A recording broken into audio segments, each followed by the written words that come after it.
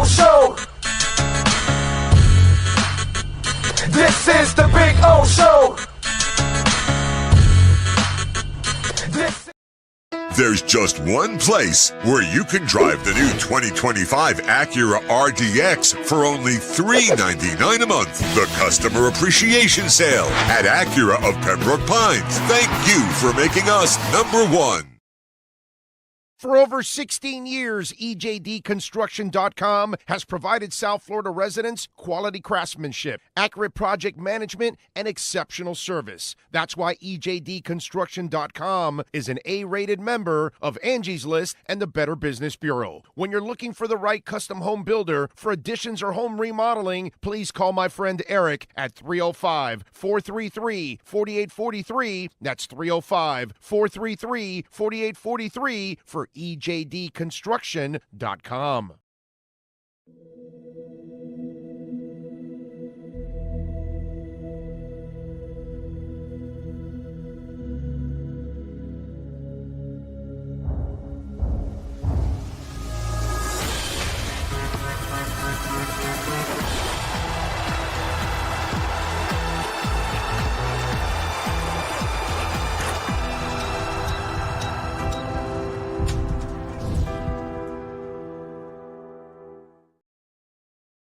When presenting an award to an employee, athlete, executive, or fantasy GM, make sure you call Orvieto's Awards and More. For 35 years, these custom award specialists have been providing plaques, trophies, custom framing, while providing state-of-the-art laser and computerized engraving, UV printing, and glass crystal etching. They do all their engraving and printing in-house for quality control. Call Charles at 305-949-8098 or visit them at orvietosawards.com. Orvieto's Awards and More, where recognition is rewarding.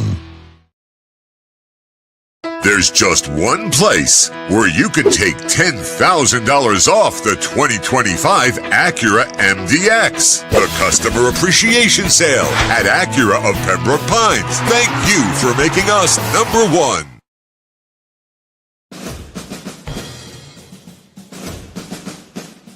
It starts every morning before the sun comes up. Projects are laid out. Plans are made. Equipment is fueled and loaded with inventory to handle all service requests. Orders are given to an army of skilled landscape maintenance professionals, certified arbor trimmers, irrigation technicians, and licensed pest management experts who fan out to communities and businesses all over South Florida. Experienced, on time, and dependable. Our staff is fully trained, licensed, and insured. Contact us by phone, email, social media, or through our website to answer all your landscape questions. We are Cutter's Edge. Total Landscape Solutions. Oh, great. You have a doorbell camera. Now you have a front row seat to your house getting robbed. They're breaking into my house! Ooh, there goes the TV. I'm sure it'll turn up at the pawn shop. No, not the TV! Just because you can see them, that doesn't mean you can stop them. With Slogans, you get 24-hour monitoring, a free home security system, and professional installation. Plus, free doorbell camera, one that'll actually work for you. Get out of my house! Get out of the house! Call 1-800-ALARM-ME. We're celebrating a new year with new savings at Toyota of Hollywood, the official #1 volume Toyota dealer. Save big on a 24 Corolla, not $24,000, $17,988. Buy with 0% financing, 0 down. We're bringing you deals that strike fast and hard at the #1 volume Toyota dealer, Toyota of Hollywood, on 441 between Hollywood Boulevard and Sheridan Street. Open till midnight. Hi, this is Jeff Welt from Welton Rayom. Dan and I have been in business together for over 22 years. We're not your typical lawyers. When Dan's not working in the office, he's flying his stunt plane. When I'm not in the office, I'm either getting tattooed, bowling, riding a motorcycle, or going to concerts. We might not be your typical attorneys, but we are aggressive attorneys, and we'll do whatever it takes to get you what you deserve. Consultations are always free. Call us anytime, 24/7. Welton Rayom can help.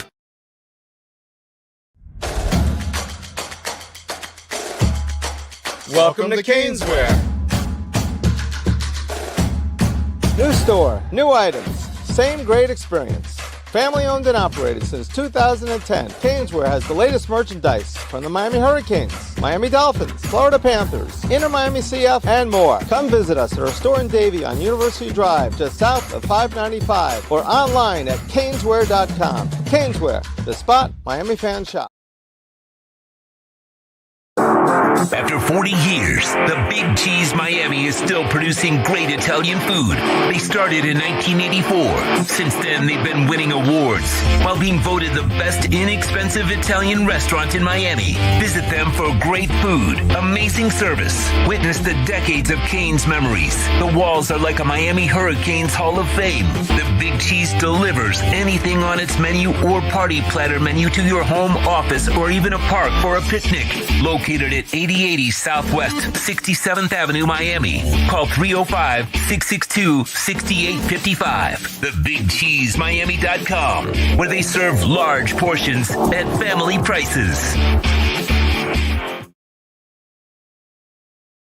There's just one place where you could drive a new Acura ZDX for only $239 a month. The Customer Appreciation Sale at Acura of Pembroke Pines. Thank you for making us number one.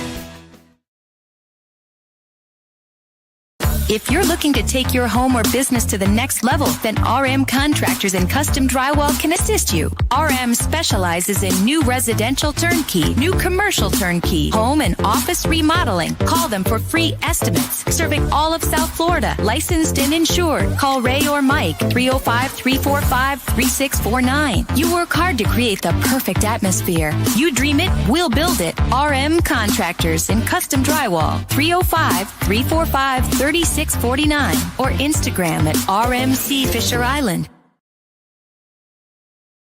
The viewpoint, statements, or beliefs expressed on the following program by the host, guests, or callers are not necessarily the opinions of FantasyXS.com, Media Group Inc., ownership, management, sponsors, or website.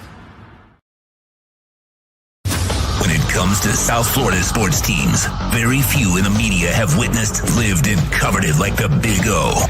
Let's start the program dedicated to your favorite South Florida teams with a passion that's unmatched. The Big O Radio Show is on. Here's the Big O. Good morning, boys and girls. Ready to rock and roll. It's Friday. We made it, huh? It's a good thing. It's a good thing. Weekend.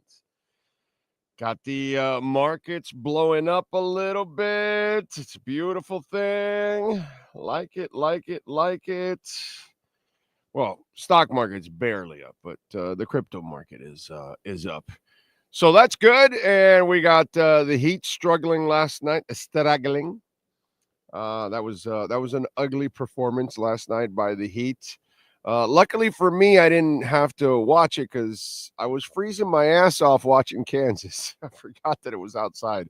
But anyway, yeah, it was a good night. And we'll see how we do today. Let's see. We've got David Furones will join us, Manny Navarro. So we'll have the regulars stopping by and give us the latest on the Dolphins and the Canes. Although I will admit there's not necessarily a lot of earth-shattering news coming from either one. You know what I mean? I'm not the person to sell you bullshit. You know, I'm sorry. I'm just like, well, we got these important things to talk about. Maybe something will come up. I don't know. Maybe we'll end up with something interesting in the conversations, but really nothing earth-shattering going on at all football-wise. So we'll get into all of that. I see Jeff in Long Island is number one there on the chat board. And Ray Sosa, Gus 1388. Jay Gelfin is in. Growing Pains. Yes. And that's good. That's good. It's good for the Heat to kind of go through the experiences that goes with growth. With guys learning how to play at this level and being put in really difficult situations. So it's good, man. The Ware kid is the one that, he keeps looking like the real deal, man. That's the guy that keeps looking. That's where it comes, that's where you start getting some positives out of all of this. Yeah, Larson also looked good on offense. Too many fouls. Yeah. I mean, they're young. They're going to the turnovers, the mistakes. That's going to be a problem for young teams like always. One-Eyed Jack is there. Alexis Palenzuela. Aquavision. We talked about the Dolphins coach yesterday. You can go check it out. We did three different Dolphins segments there yesterday. So we've got some Dolphins talk yesterday there. You can go check it out, actually. Steve Chapman, Oscar Rojas is in Melbourne. Ragin, happy Friday to you, sir. No, you didn't miss it, Aquavision. It's there. It's called On Demand. You don't miss anything on Demand, by the way. You know that? I'm not sure. You might be too old or something. I'm not sure. You call yourself Aquavision. But you never miss anything on demand. Okay? This isn't 1974, my brother.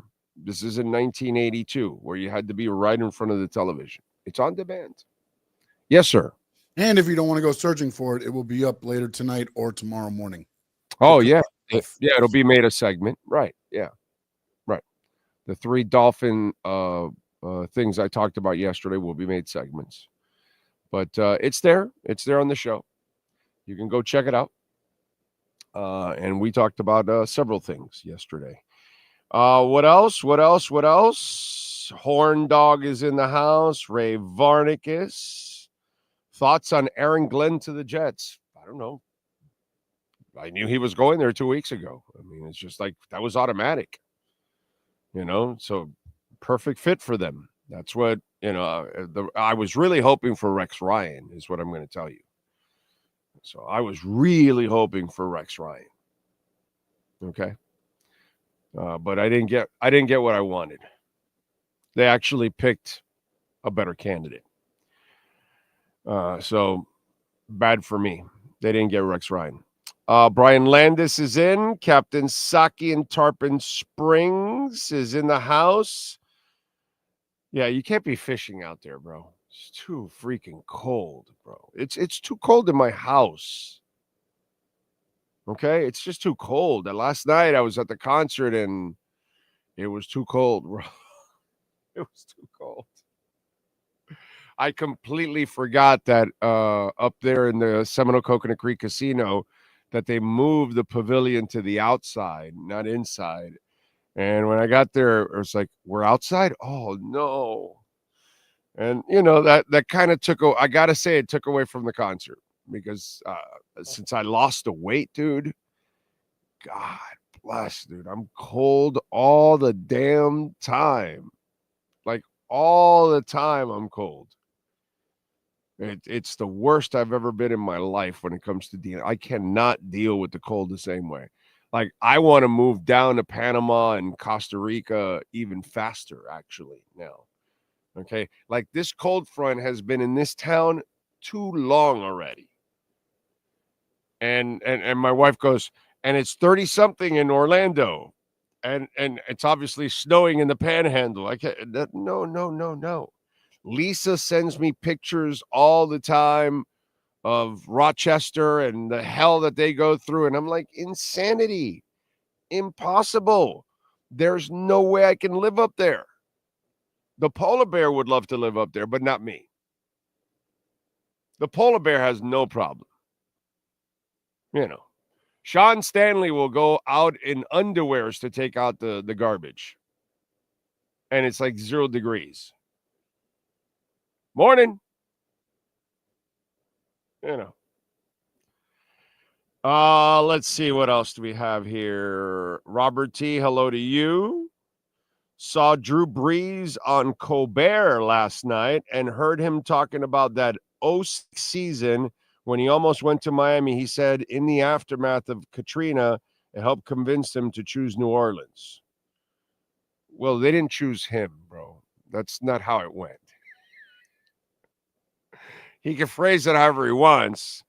They picked Culpepper. We would have had Breeze if we wanted to. We could have drafted him. We could have had him in free agency. But we're a bunch of idiots because that's what we are. We're Dolphin fans. Yes, sir. Did you see or hear the pivot with Saban? I saw a clip on social media with Saban talking about how he gets close to the bad guys because they're always in his office. And then there was another clip I saw. It might be the one you're talking about. God. There's something funny about it. What's the one you're talking about? Well, he talked about the Culpepper. Well, he talked more about Drew Brees being in the building. And the interesting thing, and again, I haven't seen the whole thing. I only saw the clip, so I want to go back and hear the whole thing. But he says, that Dr. James Andrews did both surgeries, Culpepper's and Brees. They brought Brees in to do the thing, and he goes, and when you're in to do the physical, it's your final step. You're pretty much signed. And then they called him and said, hey, I wouldn't sign Brees, is what the doctors told him. And then they also said, and this is where I need to go back to listen, because they also said Culpepper's injury was pretty bad too. Yeah. It was like choosing the best of the worst, I guess. So, but then he also said that he called the agent and told him what the doctors told him. And the agent asked him, can you hold off for 72 hours saying anything to anybody so that I can get him signed? And Saban didn't say a word until he got signed by the Saints. Yeah, because that way the agent will do him a favor later on. Yeah, it was just some more insight. There's more. It goes a little deeper too, but I can't remember the whole, because they were going back and forth talking about it on the show. Yeah. And again, I've told the story many times over. New Orleans had Aaron Brooks, quarterback they traded for from Green Bay, because Ron Wolf is a mother effer. He is so awesome. He had Brett Favre. He had in one camp Brett Favre, Kurt Warner, Mark Brunell, Aaron Brooks, cut Kurt Warner, traded Aaron Brooks to New Orleans, traded Mark Brunell to Jacksonville, drafted Matt Hasselbeck.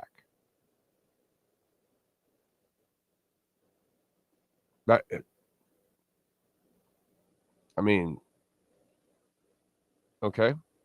And then he fleeced Matt Flynn from Seattle. Seattle, I think, also for Matt Flynn. But what's it called? We had stupid people here that wanted Matt Flynn. I'm sure, I don't know if there's a listener right now, but I remember telling people, you want Matt Flynn? Come on. But there were Dolphin fans that used to call me on QAM for Matt Flynn. Anyway, not that they're going to remember. I'll remember that, but not that. But anyway, so Aaron Brooks had a shoulder injury, rotator cuff, tough. Now, it wasn't exactly like Breeze's. It was in a different spot. But the doctors that New Orleans uses, their own, not the surgeon, they had already dealt with it. So they were willing to take the chance with Breeze that Miami wasn't willing to take the chance because they had the prior experience. See, that's the part that people leave out, So that's where familiarity with one franchise in an injury that's kind of similar, they felt like, okay, no, we can work with this. And they went along with it. I'm sure they had their what's that called? Their checkup and saw the shoulder too, but because they were more comfortable with the Aaron Brooks injury, because they had gone through it before, and Aaron Brooks had a whip of an arm. I mean, he could sling it, dude. Not necessarily the most accurate quarterback. He wasn't a bad quarterback. He was actually half decent, but he wasn't a great quarterback. But gifts, oh my God, the Lord blessed him. Blessed him. Aaron Brooks can throw the ball. And so that's, a little nugget caveat that nobody ever really talks about, because why would they talk about that? But I add it. Yes, sir. No, I thought what was interesting too was the Pivot sent out the podcast clip. Sean Payton retweeted it, quote tweeted, and said, missing just a little bit. Right. So it was funny when they was just like, yeah, there's more to the story as always. There's more angles to it and all that. So Miami wasn't experienced with any kind of shoulder injury with a quarterback, and at those days, that was kind of death because you just didn't know how to handle it. But New Orleans had just had prior experience with Aaron Brooks, so they were willing to take the chance. But whatever, bro. I mean, it's just that's a long time ago, and it's all part of the many screw-ups. The bigger screw-up is Drew Brees and Jamar Fletcher. Really, that's the bigger screw-up. You needed a quarterback badly, and you took Jamar. And not only that, you took a corner that didn't even belong in your system. He played like 7-8 more years after. I don't know if you guys know that, but Jamar Fletcher played, but he played in Detroit and another place, but he played in zone schemes. And not that he was a great player or a good player or anything. He was like serviceable. On his best days, he was serviceable in a zone scheme. Miami ran a man-on-man scheme. So, I mean, it just adds insult to injury. Not only did you pick the wrong player, but you picked a player that doesn't even fit your scheme. Like, wow, that's bad. That's bad. So it just, whatever, man. These are all stuff that, I see all that and I just kind of like dismiss it because there's more to the story. It's just not as simple as everybody makes it out to be. Let's see. What else do we have here? Stonely Stanley is in the house. Skylar Tipton just had me wondering what if, as always. Yes. Walter Olivares.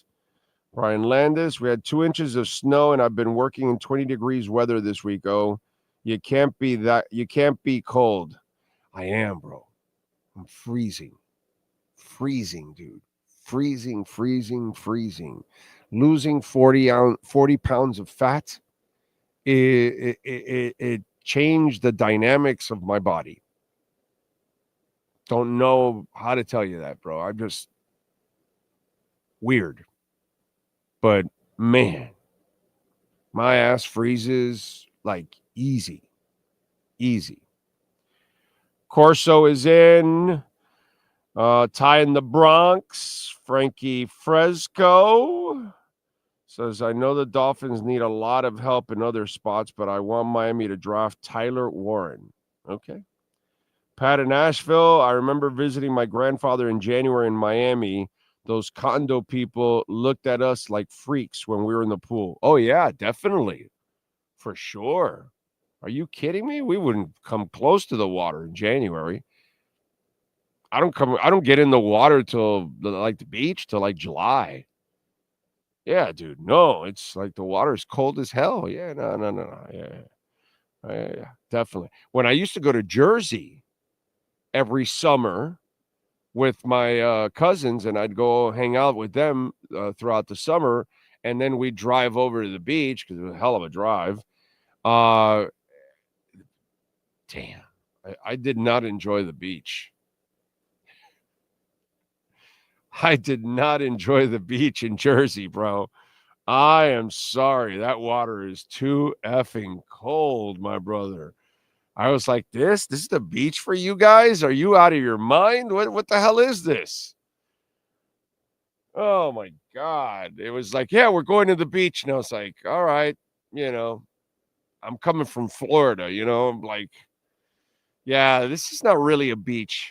Guys, I'm sorry. This is not really a beach. This is the North Pole of water, It just, yeah, nah. You can't put a Floridian kid in a Jersey beach in the summer because no, it's no fun, bro. No fun. I still remember vividly because every time I get to Miami Beach, okay, as a kid, ran right into the beach.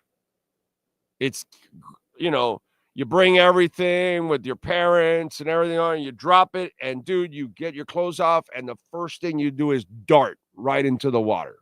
Wham, dive. That was the biggest effing mistake I ever made in New Jersey, bro. I did the pop, wham, ran, whoom, wah!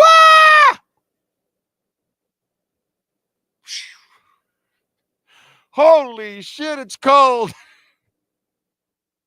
Everybody's laughing at me. And I'm like, whoa. I mean, that is the only way to break the ice. Reminds me of the Venetian pool. If you ever went to the Venetian pool in Coral Gables, right? Love going to the Venetian pool. But holy shit, there was an adjustment period because the Venetian pool was always cold.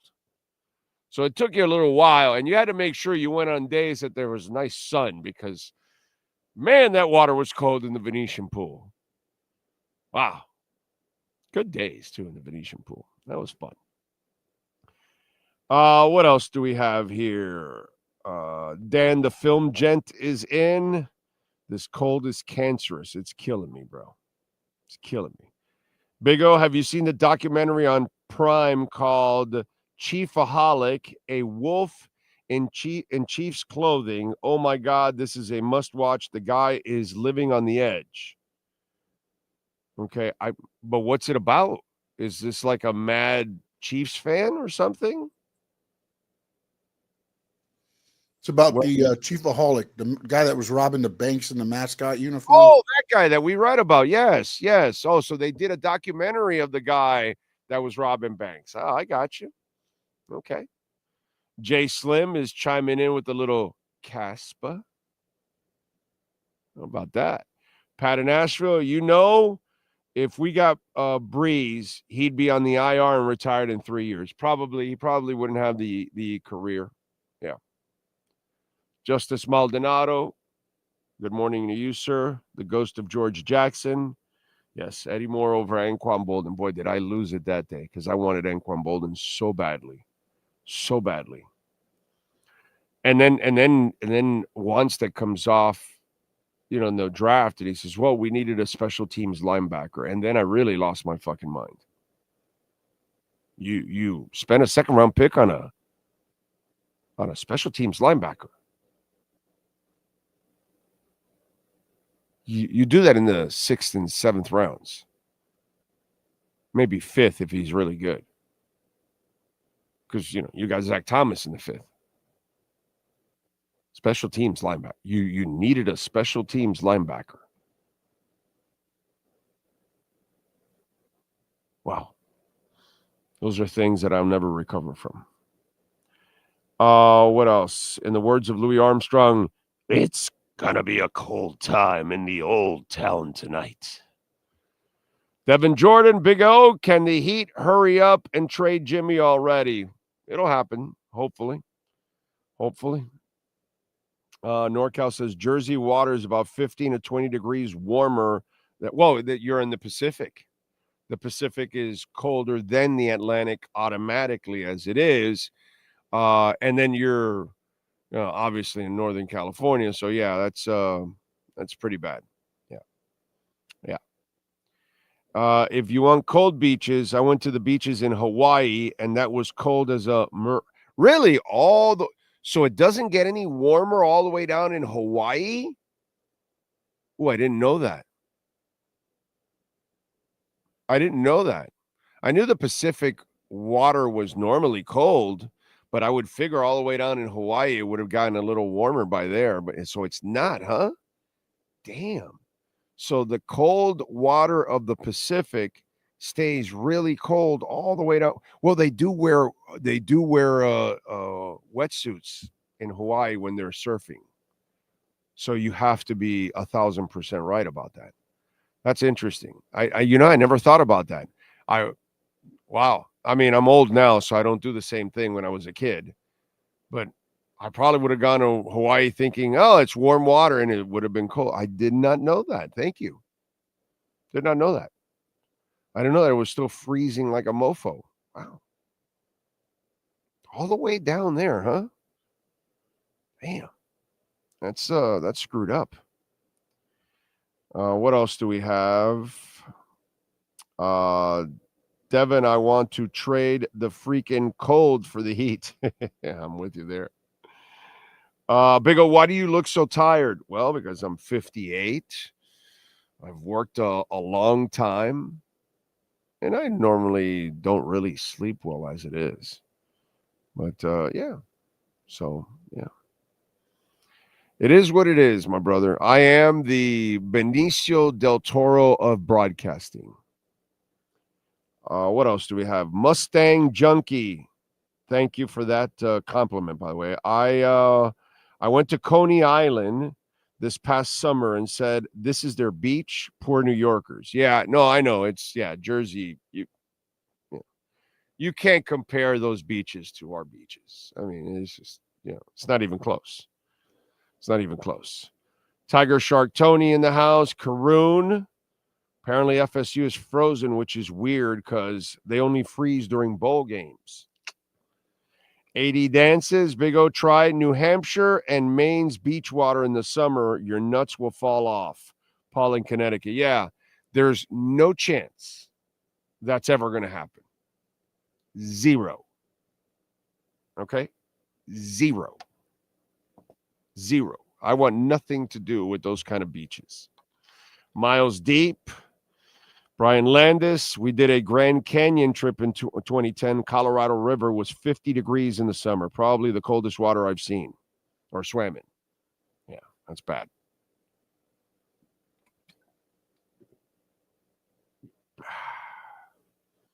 Big O, who do you like at the 13th pick? I don't know, bro. There's nothing to talk about right now. Do we know who's declared? Do we? No. Do we know who's injured, who's not, and all that other stuff? No. So, you know what I like? A defensive tackle or a guard. I want a fat guy. I already told you. It's about the fat guys in this draft. Who? Way too early, bro. I got a life. I'm not worried about that right now. I don't desperately need the views to start bullshitting people about draft right now. Those are Dolphins fan sites and Dolphin-centric sites that have nothing else to do but talk about the Miami Dolphins. And I love the Dolphins, and I love talking about Dolphins talk, but I'll do it with substance when it matters, when there's news, when there's something to talk about. But this bullshit stuff, this hypotheticals and talking about crap that is months away and there's a whole world of things that can change from here to then. We may not even have the 13th pick. What if they trade it? You know what I'm saying? So not doing any of that shit, bro. There's plenty of people that like to, play with themselves doing that all day and 24 hours a day and 12 months a year and all that. I got a lot of other things to talk about, man. It's a talk show. So I'm going to talk sports. I'll talk music, entertainment, beaches, money, investing. I got a lot of things on my mind that I can talk about and create conversation instead of bullshit. You know what I mean? But hey, listen, the world loves bullshit. So there's plenty of places to search for the bullshit. But I'm not interested in any of that. Let's see what else. The Dolphins need to hire you as a consultant. Yeah, so do the Heat. The Heat also need to hire me. Okay? They don't even have to pay me money, bro. Just call me in and I'll give you my advice, because it definitely would save a lot of them a lot of money, a lot of grief. It would save them a lot of money and you a lot of grief, right? Because if I would have gotten X traded after 10 interceptions, saved you from a lot of grief, right? If we would have traded Butler 2 years ago, saved you a lot of grief, right? So I can save fans a lot of grief, but it's up to the Heat and the Dolphins to bring me in, and we'll do it. Panthers do listen to me. They don't even bring me in. It's pretty awesome. Said you got to fire Dale Talon. It took him a year, but they fired him. I said you got to trade Huberdeau and go get another star, and they went and got Kachuk. So I'm not sure, but I think Viola and Sifu are listening. But somehow or another, they do exactly what I tell them to do. The Heat know, and the Dolphins don't. But, I mean, what can I do? So whenever you see Viola and Sifu out there, tell them, hey, you guys are big fans of the O Show, aren't you? That's it. And they'll look at you like, you know our secret. Hey, don't call Noah bust. Sometimes coaching, sometimes players take a little while to kind of figure it out. I don't think our front office is the issue. They can find talent. Their issue has been the coaching part of it. But whatever. It is what it is. We'll chase the tail on that one the entire time. Water is hot in all Central American countries. Yeah, I know. So that's a good thing. So, think about this, Sean. I'm hanging out in Panama or Costa Rica. And, hey, today I want to go to the warm beaches. Go to the Caribbean. Drive over to the Caribbean side. And then, we're going to go check out the Pacific Ocean. Might be a little colder. But, best of both worlds. Best of both worlds. It's not only Van Halen. No. How about that? So just, a little tip for you. There you go. A little tip from paradise coming up. So one day I'll do the show from the Atlantic side or the Caribbean side. The other day I'll do a show from the Pacific side. It's coming. It's going to happen. Don't underestimate me. Just saying. Day when I'm sitting there and behind me is the Caribbean, and then the next day it's the Pacific, you're going to go, well, mad traveler. Nah, it just took me an hour and a half. That's all. Big old Lake Michigan is great for cooling off in the summer here in Chicago, but the water is unbearably cold until about August. Bullshit, Skyler. There's no way that water ever gets warm, even in August. Warm for you. Because your tolerance is way higher than mine, but it doesn't get warm like our water in July and August and stuff like that. There's no way, dude. No way up there it ever gets that warm.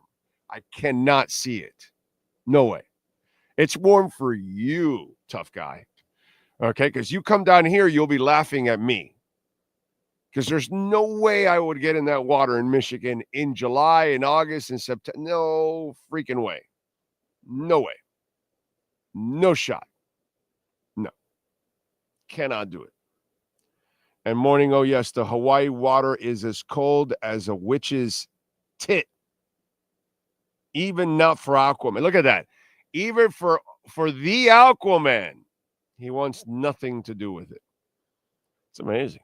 And aren't you Aquaman? Like, isn't it colder all the way as you go lower into the ocean? What's your favorite Florida beach, in your opinion? Well, I can only say the ones that I've been to.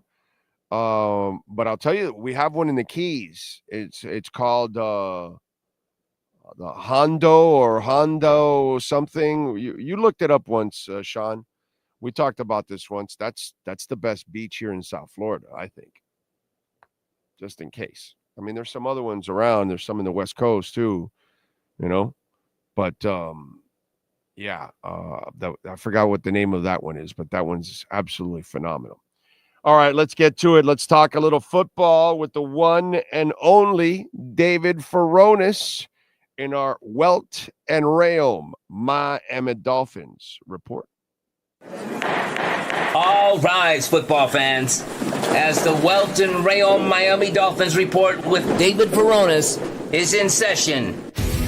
Welton Rayom has more than 62 years of litigation experience handling insurance disputes. They are committed to resolving even the toughest insurance claims quickly. Call them for a free consultation. 954-966-4646. Here's Miami Dolphins insider David Furones. Okay, the Raiders are now turning their attention to Pete Carroll for their head coach. What do you think about that, David? Yeah, well, was Stanley about to get in here? No, he's gone. I think that would be a good hire for them. A guy who obviously you don't like it, the experience he has, the success that he's had. What are the reasons that you don't like it? Too old already, bro. Done. Yeah, that can work though. I mean, Bruce Arians won a Super Bowl with the Buccaneers. The beauty of where I'm at now in my life, I love it, by the way. I fucking love it. You're young, so you're afraid to call somebody old. I'm old. And if somebody's old, I'm going to tell you, yo, bro, you're too fucking old. And you're not adjusting to life. You know, I see it all the time. All the time. People don't adjust. Life changes. The world changes. And you've got to adjust with it. What do you got for us, Sean? The Raiders are not just chasing Pete Carroll. They have signed him to a 3-year deal with a 4th-year team option. He is now the head coach of the Las Vegas Raiders. Will Depends be the sponsor of the stadium? I'm just wondering. I mean, no, seriously. And by the way, this is a guy that ruined a dynasty. Dynasty. Lost the Super Bowl game. Yeah. Okay, and he ruined that locker room. He lost those players. It was disastrous, dude. And he never recovered from that. So for me, I just think that sometimes he had it going on for a little bit and then everything went to crap. I think you have to know when to get off the gravy train. And I see this all the time in sports. And I don't know why it is that you don't see something and you have to learn to make the change. And he's no longer, he should not be. That tells you how bad the whole thing is, that you're bringing this retread back at this point. I don't know. Yeah, well, and it's all a matter of how much a coach adjusts over time to those learning experiences. Now, having some time to remove himself from that situation, then I know you probably think, hey, at his old age, he's not going to change his ways, but that would be on him. And I mean, something that probably came up in interviews, and if not, hey, it'll be another one in the long line of bad Raiders decisions and the 21st century. He's 73. He'll be 74. Mm-hmm. He'll be 74 September 15th. By week 2. Yeah. Brother, somebody runs into him on the sideline. He's dead. Oh, shit. All right, don't put that out there. Well, that's why you have a get-back coach, the head of security, or someone who stands near you. It'll barrel him to barrel into the coach. He's been around enough NFL sidelines to know when he's really in danger and when he needs to step back. Be like diving like it's the president or some shit. So we need to have like a whole bunch of galoots hanging around Pete Carroll. So if there's a guy coming, they gotta like stand in the way and block for the old man. I mean, seriously, dude. Like, I'm sorry, but and people just like, when I told you he ruined the dynasty, a light bulb went off in your head, didn't it? Like, oh yeah, that's right, dude. Like, he never recovered from that. Like, it went down from that. It never ever returned. And so why would you want him now when he couldn't resurrect it? You understand what I'm saying?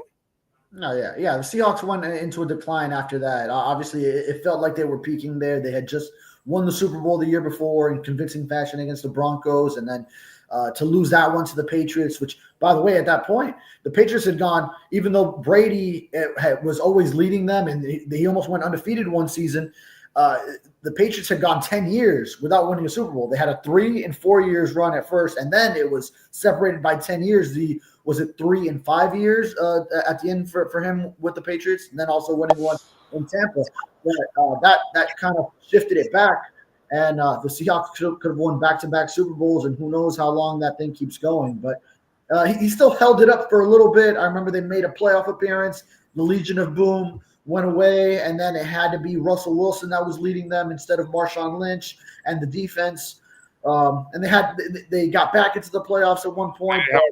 The running game was very inconsistent. Yeah, definitely. Right. So I'm just saying he had his moment and then he lost it. And if he's that good, you regain it and get back on track.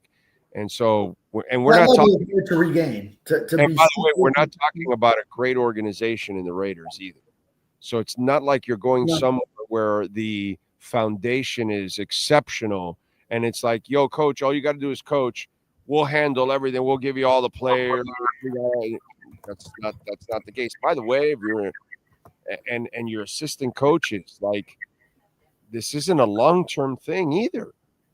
This could be a very short-term thing. You're not going to have a very stable assistant coaching group either with him, because this is not a long-term solution. You're in the Raiders, bro.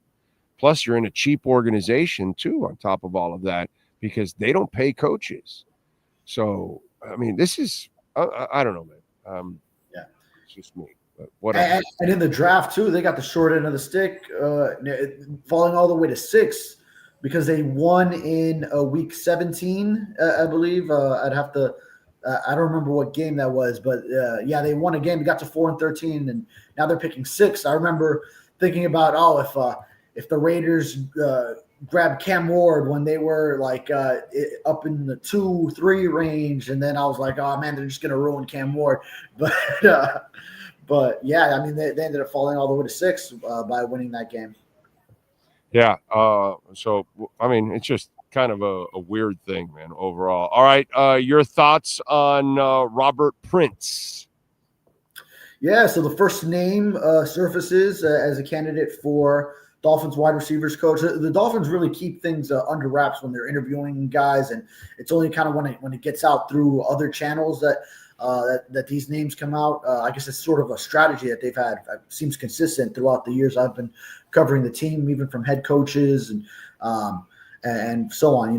The whole Mike McDaniel search and defensive coordinator searches that have come since then. But Robert Prince, familiarizing myself with him, obviously just coming from wide receivers coach in Dallas. So obviously has had a group with CeeDee Lamb over there. So an old school coach from my understanding. He's 59 years old, so he's not up there like a Pete Carroll at 73, but he's got some football under his belt where maybe he could be that kind of coach that at his position you need for a group with a Tyreek Hill, a personality like him, a Jalen Waddle, and then also to bring in or to bring up some of the young guys like a Malik Washington who already is so mature and doesn't. Well, I don't want to say doesn't need the coaching. Everyone needs coaching, but just a very coachable player to go with. Hey, at the top, you have a personality like Tyreek Hill that you have to get under wraps. So maybe someone who could play that part. So you would have hoped so if he is indeed the guy. Let's hope so. Do we know if they have a timeline at all for this? Because like you said, they keep pretty much all this stuff under wraps. So what do we know about this hire or anybody else?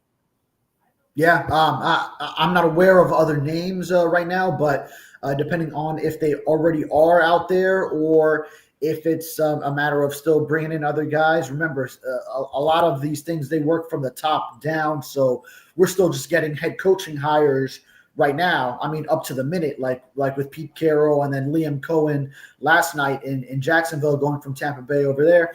So a lot of these coaching hires, they work from the top down. So if head coaches are still getting jobs right now, then it's kind of like some of the coordinator spots fill in with the guys who missed out on head coaching jobs who were up for those.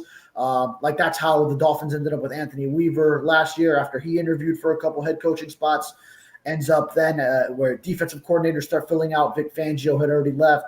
Anthony Weaver becomes the guy with the Dolphins. So then maybe it takes that long. But if Robert Prince and the Dolphins and they agree, hey, he's the guy we want, it's not like Robert Prince is going for any OC openings or anything like that, then you could end up having him slide right in. So maybe it could be as early as this upcoming week. But if it'll take more time for other coordinator spots to fill in and vacancies to get completed, then maybe it takes a little bit longer, depending also on if there are other candidates that are also looking into those other openings. You going to the Senior Bowl? I'm not. For us, it'll be Chris Perkins. I'll be on the Combine later, a month later, and also owners meetings when it's over in Palm Beach after we have that first wave of free agency, kind of that first press conference after with Mike McDaniel, get all the reaction from all the moves, and Chris Greer will he speaks at the Combine. So yeah, they don't do the Senior Bowl anymore. As far as the 1 year I covered it, Greer, Onstead, whatever, everybody used to talk at the Senior Bowl. Yeah, that's what I heard. Yeah, everybody used to talk at the Senior Bowl, and they eliminated that. Like they've been doing over the years, it's less and less and less and less access. It's just kind of the way it goes. So now they only do the Combine thing. And what is it? The Combine where he does the podium and then he does a separate one for the local people, and that's it? No, Mike McDaniel would do the podium. Right. And that would be it. And then Chris Greer does a sit down with local media. Which I prefer. Yeah, it's a more intimate setting. And then also you don't get all the national people or beat writers of other teams taking up your time. Because, I mean, you got so many things regarding the Dolphins that you need to ask the general manager. And you might not be able to get to, even as you coordinate with other media members that are traveling, like, hey, let's make sure we're efficient, we got to make sure we get this, and that. And then, if you had someone from who knows where, like just going to the podium like, oh, I want to ask Chris Greer about this, and then ends up taking up some valuable time answering some questions that you don't need answers to. We used to get the coach every year at the Super Bowl. Every year, guaranteed on the Wednesday practice. Right after the Wednesday practice, Harvey would, bring whoever the coach was at that moment, and then we'd do the interview there in the Senior Bowl. And in the Combine, you would get the coach at the podium with everybody, and then the coach would do something on the side with you guys, and then the GM would do something on the side also. So that's how much it's changed, that you don't even get that like that anymore. So it's just yeah. I mean, the Senior Bowl has really changed. God, it's gotten so corporate, man. Yeah. Jesus, it's hard to get players. When I used to be at Radio Row, I would get 3, 4, 5, 6 players in a day. Now you'd be lucky to get 5 players in a week. Yeah. I covered the Senior Bowl my first year on the beat after completing my first season. And then that's what I noticed. I would hear about how you used to be able to have so much access. Now, that year, the Dolphins were going through a coaching search. So at that time, and then also that was the day I was covering a Senior Bowl practice when Brian Flores dropped the bombshell lawsuit. So I also didn't know if the access was restricted in anticipation that was coming, or if it was completely unrelated. It seems unrelated though, because it has still maintained the same way when we send Chris Perkins over for us in the years since. And it's more so where he ends up covering the prospects as far as the stories that he writes. But even the year I covered prospects, you get less access too. Right. That's what I was just going to get to, is that the year I covered, it was like, well, it was also the year after COVID. So it was like 2021 going into January 2022. And at the end of the 21 season, there was still like some COVID outbreaks. If you remember, it wasn't like 2020, but there was still some like at the end where the NFL went back into some protocols. And I think that kind of just spilled over into the Senior Bowl, where then they said interviews will only be done on the field where media has to be in the stands interviewing the players on the field to keep distance, and it's a select few. So it was like they decided for you. So I couldn't even get a lot of the guys that I wanted, and then I just kind of like had to make do with whoever they got for us. So it wasn't ideal. But I did see that this year they have a media day where all of them are available. So so that could be scrum, and it's like it's like group. It's like the Super Bowl, and so it's lame. It's just not. It's really it's gone too corporate. They called me from Mobile. Was it like 3 days ago, and said, "Hey man, you coming?" I said, "Yeah, I'm done, man. I'm done. It's not worth it. It's not worth me spending all that money, and I don't have access. I don't get players.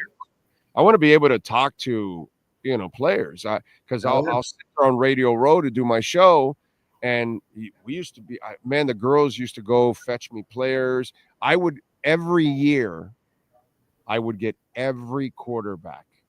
Wow. Right.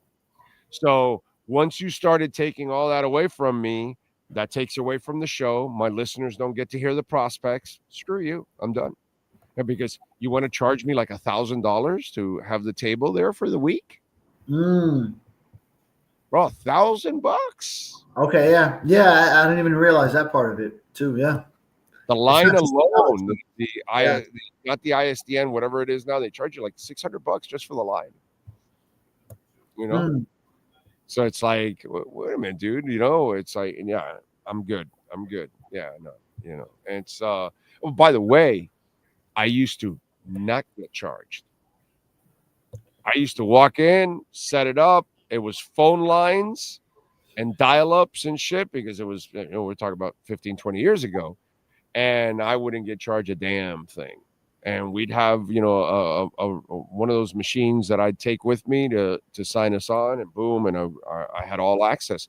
And it was great because I would get all the players, and then I'd have all the NFL people there. So I could walk over during a break, grab an NFL person, either a writer, either a scout or a coach or whatever, and I'd bring them over to the table. It was great. But now, no way. Now you notice they don't hang around nearly as much around the media in that area. They kind of like disappear and all that. And they're not in the bars at night nearly as much because of cell phone.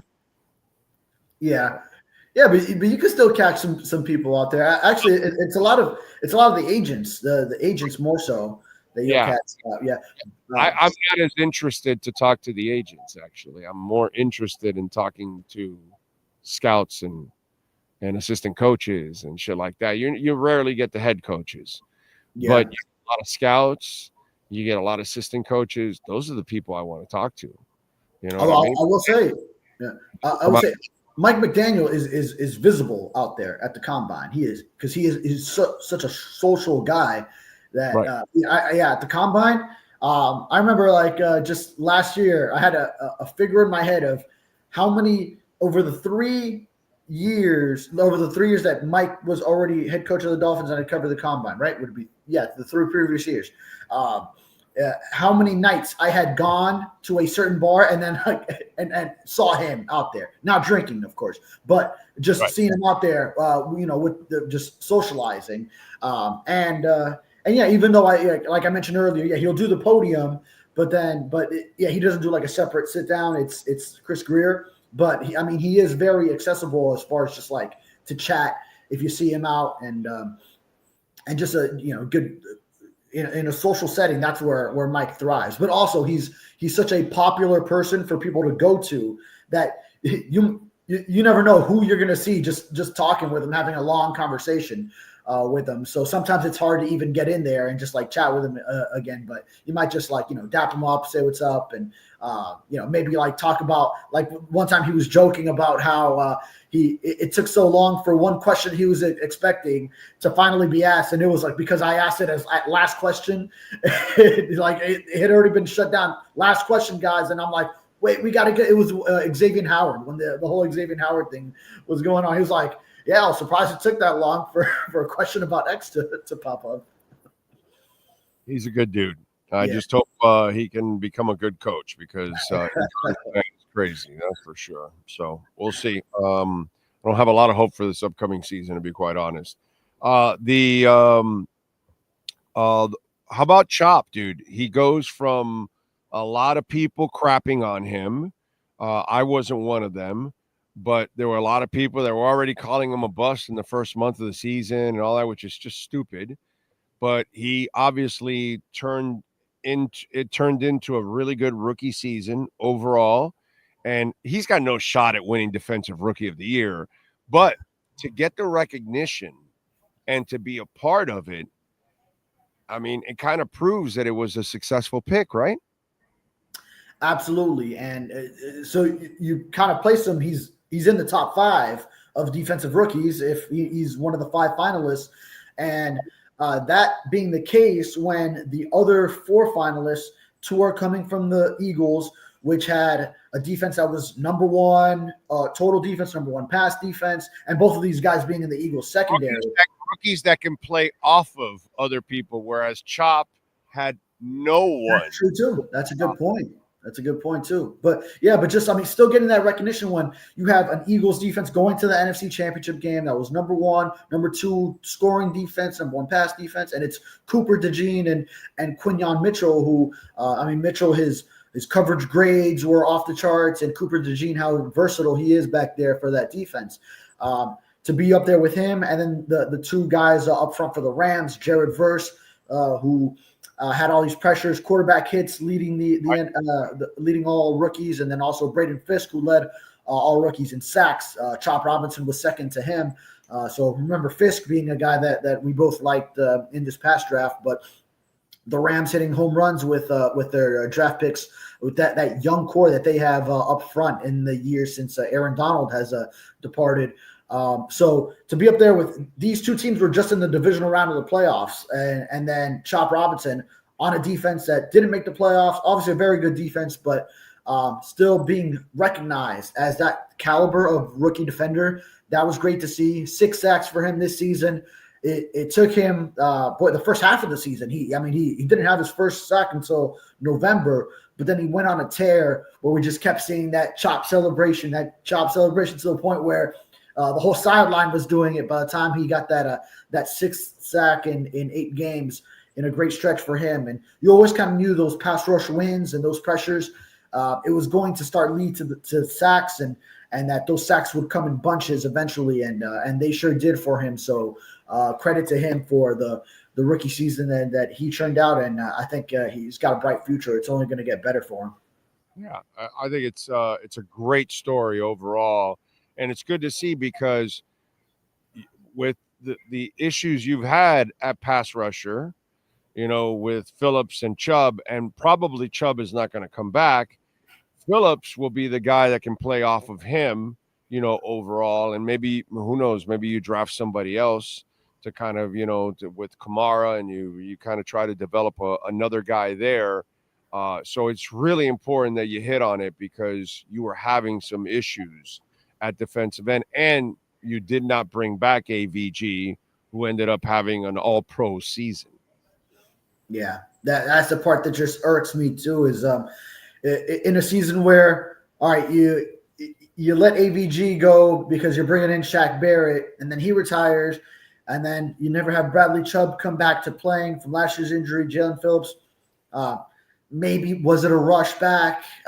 Maybe not. But then he gets hurt with another season-ending injury, and then you don't really have that opposite presence with Chop Robinson. Sure, Emmanuel Ogbah, he did some things, and he had his moments too. But how valuable would it have been to either have an AVG there to start on the other side of him? Well, Chop didn't even start. It was he only had 1 start on the year, so still could stand to improve on setting the edge and run defense, which I think he had made some strides in that area too. But yeah, if you had sort of that other presence with him, then that would have just been so valuable for him. And at least he still had those voices in Chubb and Phillips in the room.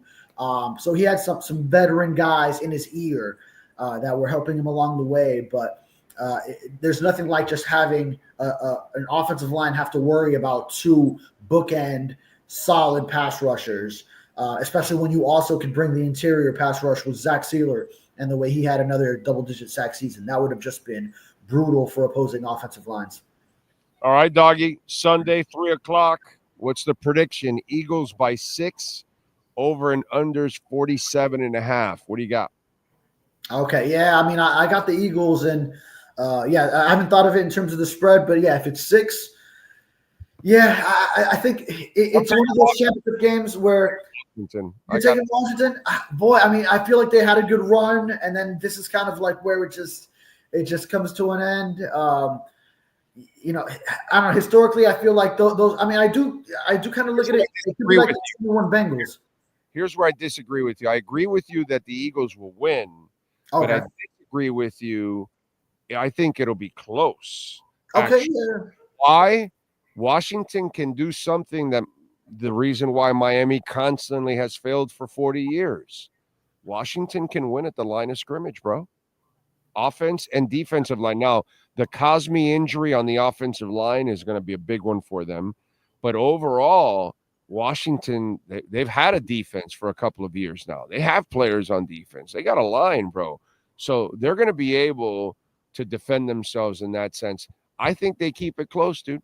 I really do. And that kid's the real deal, Jaden Daniels. He's a passer. Like him. I like him. Oh yeah, no. I mean, we saw it that joint practice where he tore the Dolphins apart. You were there that day, right, Big O? He tore the Dolphins apart in a red zone drill. It was on the far field, and good thing, yeah. Us at the Sun Center, we have two writers watching. So Chris Perkins on this day was watching the offense on the near field, and I was watching the far field. I'm looking through my binoculars, and I'm like, Jaden Daniels, this kid is just – he threw 5 touchdown passes in a matter of a few minutes. Granted, of course, it's a red zone drill, so they just start a new play after the touchdown still in the red zone. For those not familiar with this joint practice setting, and it was just like one after the other, boom, boom. I mean, on Kendall Fuller, on Kader Kohu, it was to Terry McLaurin, it was to other, different receivers on different defenders. And boy, it was so impressive. And I said, all right, I think they got something in them. Now, as far as the line of scrimmage now, the Eagles are one of the best teams at the line of scrimmage on both sides. Getting the push up front. That's why they have that push. The defensive line for the Eagles is nasty. Now, they did split the two. Understand how in football. In football, you've got a draft on the D and the O line, and they do it every year. And so that's why they're constantly really, really good. And their quarterback ain't shit, by the way. Jalen Hurts is a great kid, a tough kid, and can run as a passer. He's mediocre, dude. He ain't shit. But when you got that running game and that goal line and all that, he doesn't have to be a great passer. And look at it. They can compete with him. They can win a championship with him. He's not a very good passer. No, I know he's not. But I still think the Eagles, with everything else they have going for them, that defense and the O-line, the run game, Saquon Barkley, it doesn't matter who Saquon Barkley is going up against. He's going to get his. So, I could see it going their way. I don't know. I could see it like a 10-point game, a 31-21, something like that. All right, you got Eagles minus the 6. All right, one more here quickly. Chiefs and Bills. The Chefs are favored by 1.5. The over and under is 48.5. Yeah, man, I've been going back and forth on this one so much. And now, I told myself before this round, first I had the Ravens beating the Bills, and I said, okay, then the Ravens will go to the Super Bowl. But I was kind of thinking, all right, whoever wins the Ravens-Bills game, it's their time. They're going to go into Arrowhead and win, and I'll stay consistent with that. I'm going to say the Bills pull off the slight upset, and maybe by it's going to come down to the last possession, so by a field goal or something. It's going to come down to a field goal one way or another. All right, I'm opposite of you again, but this one completely opposite of you on this one. I had Bills all the way. It was my favorite bet of the week last week. I put 3 times more the amount of money on that game than I did on all the other ones. That's how much you're going to give me 1.5 points. Yeah, let's go. I'm with the gone. Bulls at home. Yeah.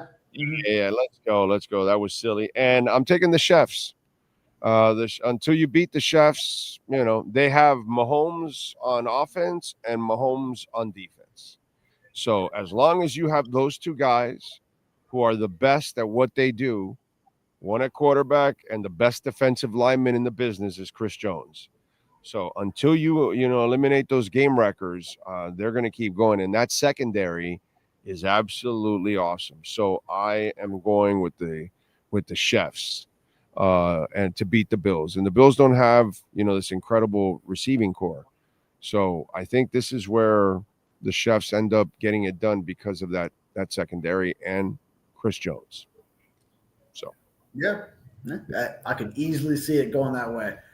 Obviously, with how things have gone in recent years. What do you got going on in the Sentinel so folks can check you out? Yeah, I was just yesterday writing the Chop Robinson news, how he got he's a nominee for the Defensive Rookie of the Year.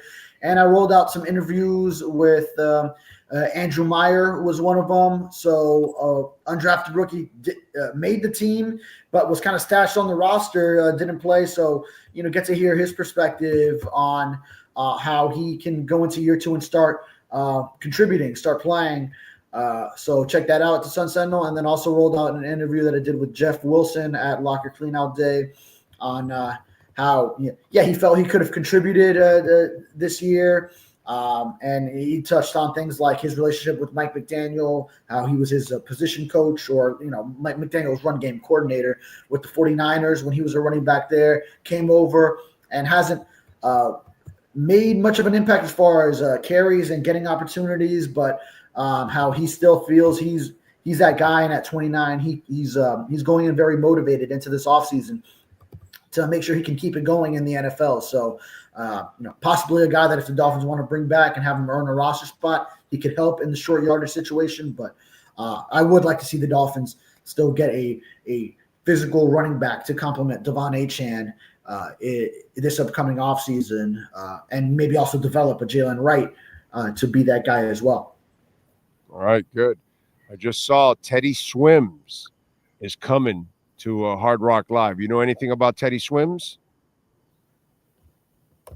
Sorry, we're breaking up. What's that? I just came across Teddy Swims is coming to the Hard Rock. You know anything about Teddy Swims? Oh, no, I don't. In fact, yeah, when you said the name the first time, I thought it was like a commenter no. On your chat. No. Go check him out on YouTube. Teddy Swims. Teddy Swims. Yeah, like teddy bear, like a teddy bear. Teddy Swims. He's a bad mother effer. Okay, terrific artist, bro. Like fantastic. Okay. Seriously, not rock. When you see him, you're gonna go white CeeLo Green. I'm looking at pictures right now. No, you got to hear him. When you hear him sing and do all that, you go white CeeLo Green. Okay. Because that's immediately that comes to you like, hey, there's like a little CeeLo Greenish to him, And so it's kind of like, I don't know if anybody that knows Teddy Swims, if they actually thought the same thing, but that's like, that came to mind when I see him. I go, oh shit, there's a little bit of CeeLo in there, And so, but he's really good, dude. Really good. Seriously. Check it out. Go check it out. All right. I will. All right. Yes. On Twitter at David Furones _ and subscribe to the South Florida Sun Sentinel. David, have a fantastic weekend. We'll catch you on Tuesday. Thank you. You too, sir. You got it. Welton Rayom. We love Jeff Welton, Daniel Rayom. Bankruptcy, personal injury, commercial litigation, homeowner property damage, call our guys. Jeff Welton, Daniel Rayom, they will get it done for you. I promise you.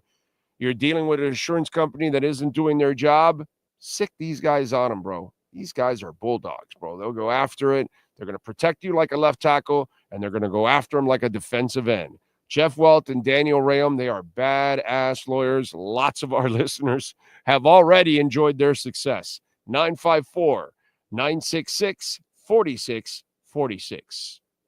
This has been another session of the Welton Rayom Miami Dolphins Report with David Furones. At Welton Rayom, they don't get paid unless you win. They handle complex personal injury claims caused by the fault of another in both state and federal courts. They handle auto, trucking, motorcycle slip and fall, and bicycle accidents. Call 954-966-4646. Welton Rayom can help.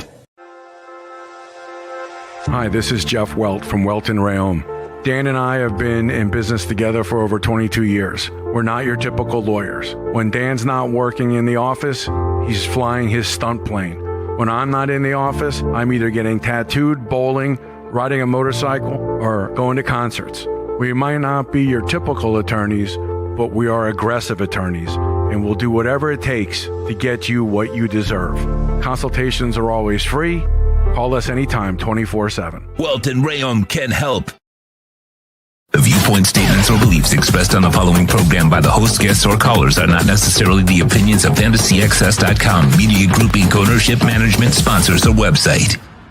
If you're a Miami sports fan, there's only one store to go to, and that's Canes Wear at Miami Fanwear in Davie. They're your one-stop shop for all your Inter Miami CF, Canes, Dolphins, Panthers, and Marlins merchandise. They have hats, t-shirts, game day jerseys, and so much more. Located at 2655 South University Drive in Davie, and open 24/7 online at caneswear.com or intermiamiwear.com. Call them at 954-835-5597. Canes Wear, the spot where Inter Miami and all Miami sports fans shop.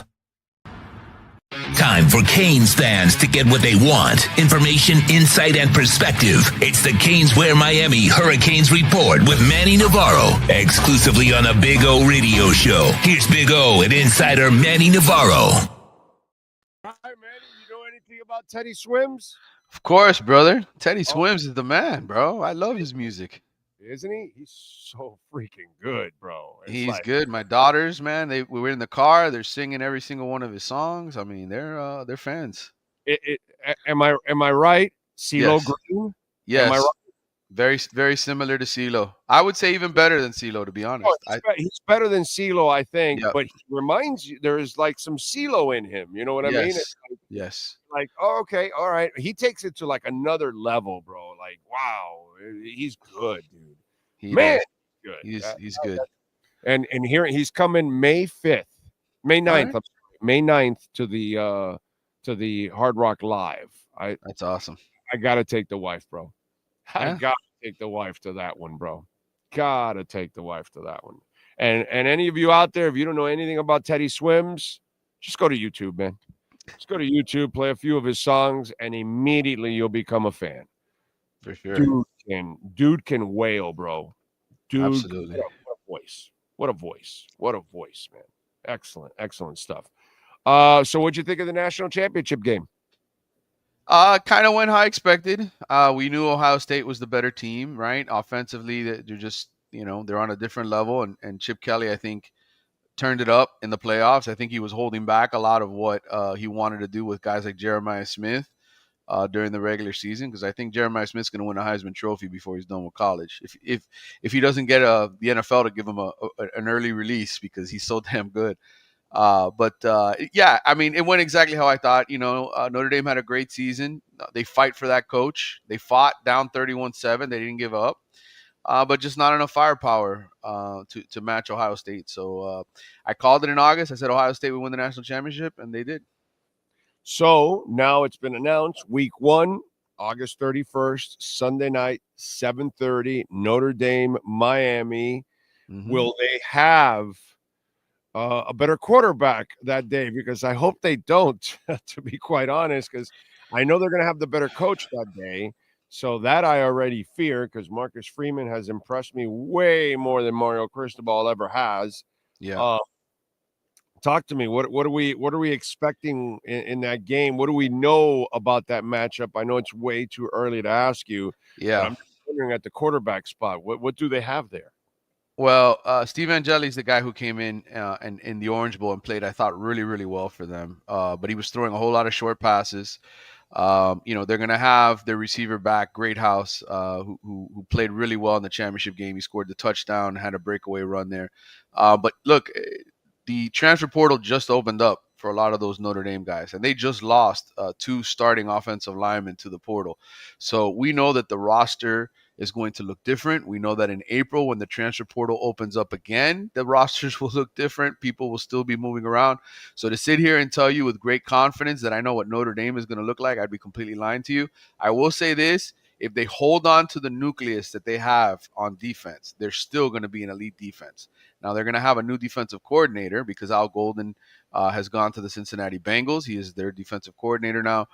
So they will have a new DC, and it will be a little bit of a transition, and it will be a transition at quarterback. But Marcus Freeman is a hell of a freaking coach. And that guy knows what he's doing. He's still going to have Jeremiah Love in the backfield. Jeremiah Love's a superstar. So I expect a great matchup. I think this is going to be 2 teams that are playoff teams next year, Notre Dame and Miami. Even no matter what happens in this game, I think Notre Dame and Miami are playoff teams in 2025. Yeah, that's Miami better be a playoff team. I'm confident that they will be right now. Right now, you asked me to put $100 on it. I put $100 on it being yes. I think if he doesn't make the playoffs next year, it's not from the administration, because we've talked about that. That'll take a few more years before they've been thinking of that. But fans, I think people completely get off his bandwagon starting next year if he doesn't make the playoffs. I think they were already pissed this year, but I think next year he loses a shit ton of his fan base if he does not make the playoffs next year, because I mean, you gotta look at it and say, well, wait a minute, dude, you've had every resource possible. You're in a terrible conference. You can't get in the playoffs? Right. That doesn't make any sense.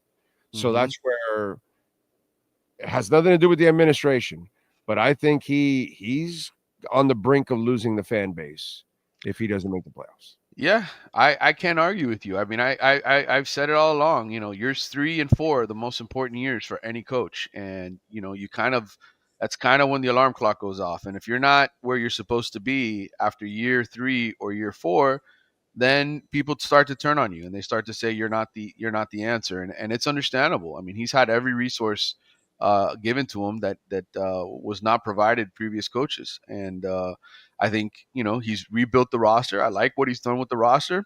Had a great quarterback this year. He got that done, right? He went out and he found a great leader for this offense. The defense let him down. And the bottom line is the job is incomplete unless you win. And I know Miami's administration didn't the expectation here wasn't, hey, we're going to go win ACC championships and that's good enough. The expectation was we're going to go win national championships. And so if you don't even get to the dance in year 4, you bet your ass there's going to be people that are pissed off. Yeah, no, definitely. I mean, the fact that you can't even get to the ACC championship game, bro, that's pathetic. Yeah, it's fucking pathetic, dude. Yep. SMU got there before you. Yep. Come on. I didn't even try to rhyme or anything, but are you kidding me? I can't argue with you. I mean, listen, Rhett Lashley was here. He took a bunch of former Hurricanes and got to the ACC championship game before you did. That's embarrassing. That is a red mark on Mario. He knows it. He's got to live with that. So he better make the playoffs this year. He's got to live with Georgia Tech. Oh, yeah. Got to live with Georgia Tech. I live with Syracuse. As good as Syracuse was this year, you were up 21-0 in that game. No. He comes up with a doozy every year, bro. Every year. But listen, that's been Miami's mantra for 20 years. I mean, it's not just I honestly think it's the players and the mentality. Like, at some point, dude, you got to nut up. You don't nut down. You nut up. You step. Your nuts get elevated in those moments, not the other way around. And they always nut down. By the way, so does the coaching. I'm sorry. So does the coaching. Okay? Yeah. Coaching ain't shit. Ain't shit. That's the one thing that I would say. Mario's all cliches. He's all about the tough guy approach and the lunch pail and all of that. But I don't see high IQ football, bro. No, there's a lot of moments that certainly the coaching has let you down as well. I'm not letting him off the hook. But I think the one thing that's been constant for 20 years is the locker room, and that locker room has sucked. Yeah. I don't know. I'm just not there's nothing about it that's impressive right now, and that's the sad part. All right, let's don't forget Caneswear, folks. We were there broadcasting on Wednesday. Go see Brett and all the great people there. They're at Caneswear, 2655 South University Drive in Davie. And by the way, if you use our code Big O10, you will get 10% off. We showed you a whole bunch of really cool stuff there. Go check it out there at Caneswear. And if you go online at caneswear.com and you order over $99, you will get free shipping. So you can use our code. You can get free shipping. Go to caneswear.com or visit them personally and use our code caneswear.com. Welcome to Caneswear. New store, new items, same great experience. Family owned and operated since 2010, Caneswear has the latest merchandise from the Miami Hurricanes, Miami Dolphins, Florida Panthers, Inter Miami CF, and more. Come visit us at our store in Davie on University Drive, just south of 595, or online at caneswear.com. Caneswear, the spot Miami fans shop. We step into the world of big dreams, big moves, and big money. It's the Big Cheese Miami Recruiting and NIL Report with Manny Navarro. After 40 years, the Big Cheese remains dedicated to serving the finest Italian dinners, pizza, pasta, subs, and salads. All of their pasta is imported from Italy and cooked fresh every day. Visit BigCheeseMiami.com. Now, let's find out who's the Big Cheese the Miami Hurricanes are working on with insider Manny Navarro. Alrighty, there it is, the Big Cheese Report. And of course, visit our friends at the Big Cheese, 8080 Southwest 67th Avenue. You will love it. The food there is absolutely amazing. And treat your friends, family members, and that loved one to those garlic rolls. Oh, man. And they do have the party platters. So just in case you want to treat your employees or you're going to have some kind of get together, you can make any dish a party platter. Plus, all dishes, you can switch it up with the meat sauce, the tomato sauce, the Alfredo sauce, or the pink sauce. Go check it out at BigCheeseMiami.com. All right, Manny, let's find out about some big cheeses. Where does Miami's NIL budget now rank among the Power 4 schools out there?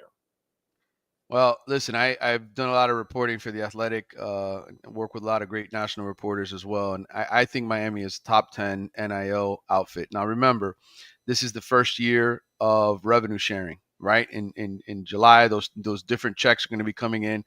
So everybody's going to be distributing $20.5 million. It's not all going to go to football, but there's going to be more wealth to be shared. So everybody's going to, quote unquote, catch up right now in terms of Power 4 schools being able to pay rosters more money. But I would say based on how much money Miami raises individually, the amount of money that the Moss brothers and everybody else kicks into this school, I think they are a top 5, probably top 8 NIL budget in college football. And it's important to continue to operate that way. I'm just going to say that because, look, you're probably going to be spending $40-50 million on a roster a year now. What's that? And it's true now that the Cavender twins are carrying the women's basketball team, so they don't have to use that money for that budget since Cavender twins are rich as hell. Well, listen, that I guarantee you they will be. I guarantee you the Cavender twins are making plenty of money on their own without. They don't even need an NIL budget. They are so filthy rich. Did you see the video of them at the Range Rover thing? I did not. I have not seen it. No. Yeah, there's. I was gonna show it to folks out there, but they were at the Range Rover picking their dream cars. Yep. So must be nice. Picking the dream cars, and then some idiot goes, "Oh, you guys, Carson Beck money," and they were classy about it. They were like, "Sure," like they don't realize like they have more money than Carson Beck. Yes. It's like these girls like a sick amount of money on social media. They do a little dance together and they'll probably produce $50,000 just by doing that because it'll get millions and millions of hits and stuff like that.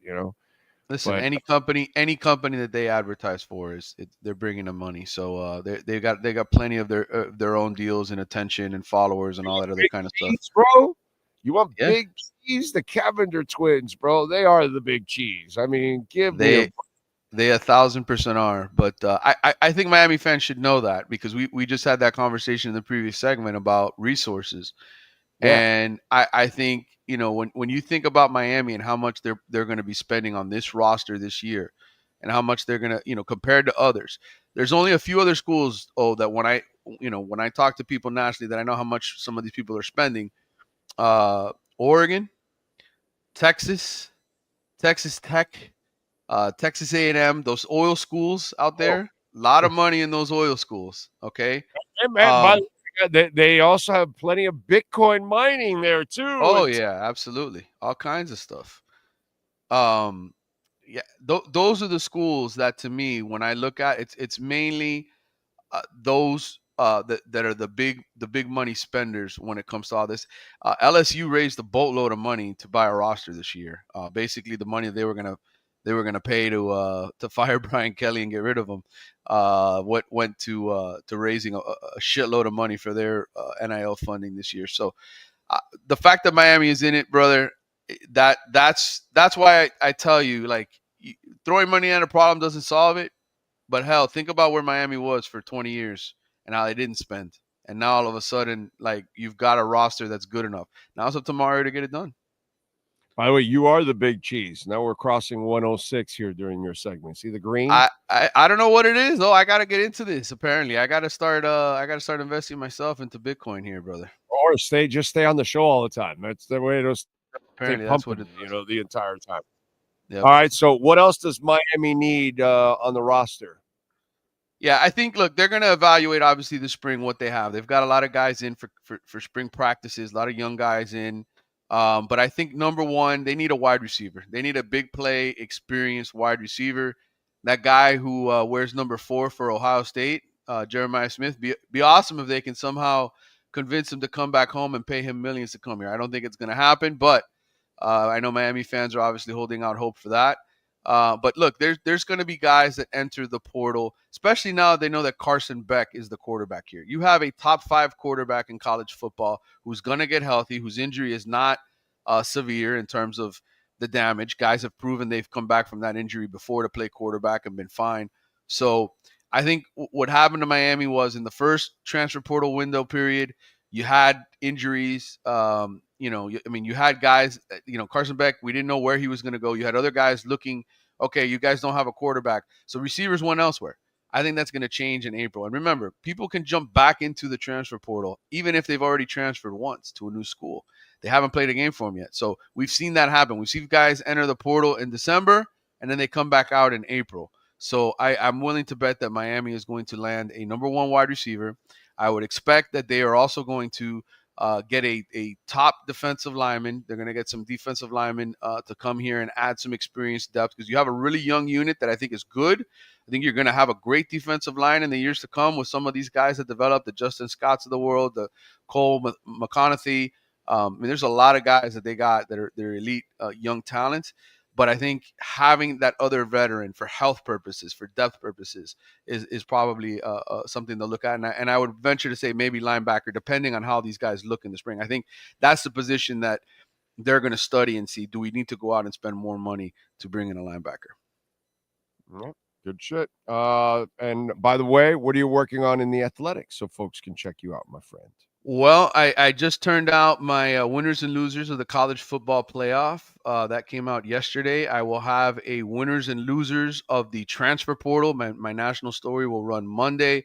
And then we're going to have ACC. Grace Rayner and I are going to break down every single team. So if you want to know he froze. What, you there? I'm still here. Did you lose me? I'm still here. Hold on. Now we're back. I'm back. All right. Oh, now we're back. Okay. Now we're going to have, go ahead. Yes. Monday, we're going to have my national report on winners and losers in the transfer portal. And then Tuesday, the ACC. Grace Rayner and I will break down the entire conference. So if you want to know what the ACC looks like, who did what in the transfer portal, what the rosters are looking like, we will give you a glimpse of 2025. When you go, and now we're going to have, and then it froze, it reminds me of freaking YouTube. When you're watching something and it gets to the point, and it goes right into a commercial break for 30 seconds or a minute or whatever. You're like, and they're like perfect timing. And they do it like right at the moment of the close right there. Like, okay. You got me there. Oh, damn it. All right, good shit. Follow him on Twitter at Manny_Navarro, and make sure you subscribe to The Athletic so you can keep up with your Canes and keep up with a bunch of news all across the country there with The Athletic. As always, Manny, have a great weekend, my friend. We will catch up on Tuesday. Good talking to you, brother. See you Tuesday. You got it. BigCheeseMiami.com, 8080 Southwest 67th Avenue for some delicious food. I think I'll have some today. BigCheeseMiami.com. You've been listening to the Big Cheese Miami Recruiting and NIL Report with Manny Navarro. At the Big Cheese Miami, they continue to purchase the same high-quality ingredients that the most expensive Italian restaurants use. The difference is they serve large portions at a family price. Visit the Big Cheese at 8080 Southwest 67th Avenue in Miami. Call 305-662-6855 or go to thebigcheesemiami.com. Go Canes! Right. Thank you all out there.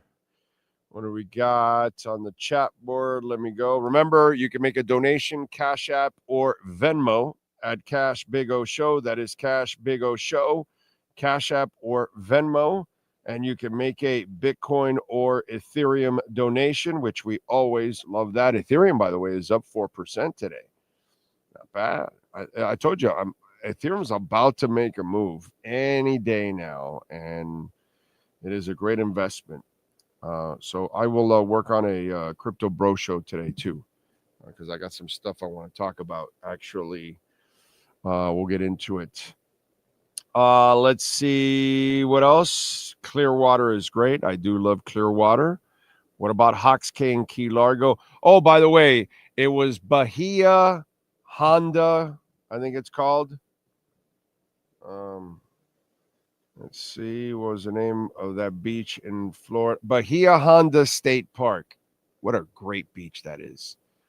I'm going to tell you it's the best beach in Florida, but it's one of the best. Maybe the best I've been to, but it is. Because I can't tell you I've been to every single beach in Florida. Because you have some great beaches in Destin, you have great beaches on the West Coast, and you have great beaches up in the north, on the north side of the eastern side of the coast. So there's great beaches all over the place. But Bahia Honda State Park was the one that I wanted to talk about. Carroll going to ruin his legacy going to the Raiders. Yeah, whatever. I mean, it is what it is. Thank you, Edward Thurstonhauser. And Kansas was, man, they sounded fantastic. I just froze my ass off. Let's see. John Castillo, Stephen Harris, Eric Bedenbaugh, Luis Benito. 13 first round honored Dan Marino by selecting Jason Dart at 13 in the first round. Well, we'll see. Annan Schulte, how can I participate in XA14M token presale? I don't know, and I don't even know anything about that token. I don't even know if it's any good. So I can't tell you anything about that. But usually on DeFi platforms like what's it called? Uniswap, you can find that token somewhere. Okay, usually they might have it there. Where else? I don't know, man, to be honest. And I don't know anything about it. I don't even know if it's a good company or bad company or whatever. So just make sure you do your homework. Make sure you find out the information. Agree, Teddy Swims is amazing. Horn Dog is in the house. There we go. Luke, Teddy Swims sounds like a swimming influencer. Brian Landis, I bought my mom Teddy's CD last Mother's Day. You're an ass kicker. Let's see. Whatever you guys are smoking must be really good to say Teddy Swims is better than CeeLo Green. Oh, he is. Oh, he is. Yes, he is. Definitely, he is. So, Gnarls Barkley, probably a little better than CeeLo Green. But either way, whether he's with Gnarls Barkley or he's CeeLo Green, I'm taking Teddy Swims. I'm taking Teddy Swims. You got to listen to Teddy Swims, bro. You got to listen to several songs of Teddy Swims. The range of Teddy Swims is way better than CeeLo Green. Way better. It's not even close. The range. You got to listen, so you'll check it out. But he's a talent, man. He's a talent. Let's see what else. Jimbo, consistent problem Finns have had over the last decade is the ability to hire coaches in a timely manner. By the time Weaver decides on becoming New Orleans coach, if he leaves, Finns will not be able to get a decent defensive coordinator. Yep. That's the way it goes. That's who we are. Big R, the Commanders going to the ship. I don't know, but I'm taking +6. That's all I'm saying. Clearwater Aquarium is pretty cool. Yes, it is. On 3 Sports reporting someone offering Smith, the wide receiver from Ohio State, $4.5 million to enter the portal. Whatever. Big O, help me make a decision. Do I barbecue a skirt steak tonight on the grill or pick Five Guys? Haven't been there in a long time. Bro, if you live in this town or anywhere it's cold, the hell you doing grilling outside anyways? No, go to Five Guys. Go to BurgerFi. I'd rather have BurgerFi than Five Guys. Get the Wagyu because they charge you like $1 more for Wagyu. Get the Wagyu burger at BurgerFi, dude. And then tell me after that. Tell me what you got. And by the way, their fries are superior too. BurgerFi's fries are off the chain. Oh, they're so good. I love BurgerFi. They're not a sponsor. I would love for them to be a sponsor since, I love all the sponsors I have. I believe in them because I use them all. So BurgerFi would be a great sponsor for our show. I love BurgerFi. I could see Sean and I broadcasting from a different BurgerFi all throughout South Florida every month. See, that would be a dream. That way I can have my Wagyu, burger right there. Oh, so good. I'd personally BurgerFi over Five Guys. That's just me. Quick poll question, Sean. BurgerFi or Five Guys? I'm not going to complicate it with 800 other ones. BurgerFi or Five Guys? That's all I'm saying. That's it.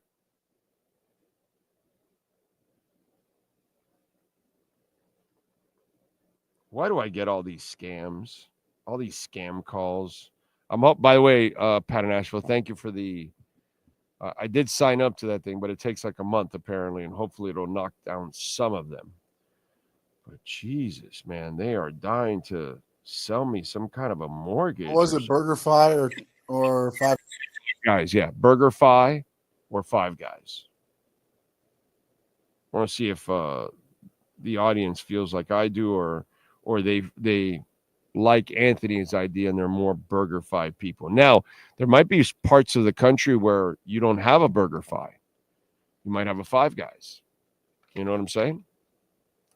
So Teddy swims May 9th at Hard Rock Live. I love it.